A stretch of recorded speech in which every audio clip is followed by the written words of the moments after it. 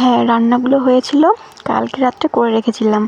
মটর ডালের বড়া করেছিলাম, বেগুন ভাজা, আলু ভাজা আর ভাত করে রেখেছিলাম। কেননা আমাদের এখানে আজকে শীতলা মায়ের পুজো, রান্না বন্ধ। মানে জল ঢেলে সারাদিন ভাত খেতে হবে, তারপরে বিকেলে পুজো হয়ে গেলে তারপরে আবার রান্না বান্না। আর একটা কী কাণ্ড ঘটেছে, বেগুনটা, এই বেগুন এত গাছে বেগুন, আর দেখো একটা বেগুন ছিঁড়বো গাছের থেকে মনে নেই, ঘরে ছিল ছোট একটা বেগুন, ওটাই মানে ভেজে ফেললাম, আর কি করব। আর সকালবেলায় বাজার থেকে একটু পরোটা আনা হয়েছিল শোনার জন্য, তাই খেলো। আমি একটু খেলাম, আমার এক জায়গায় একটু দরকার ছিল, তো আমি সেখানে স্নান টান করে একটু চলে গিয়েছিলাম। এত গরম, গরম না পড়তেই মানে বাড়ি এসে মানে এত ক্লান্ত লাগছে কি বলবো। আর এদিকে সোনাইকে ভাতটা বেড়ে দিয়ে দিলাম, পান্তা ভাত পেয়ে যা খুশি আমার ছেলে কি বলবো। মানে সচরাচর ওকে সেভাবে পান্তা ভাত খাওয়ানো হয় না।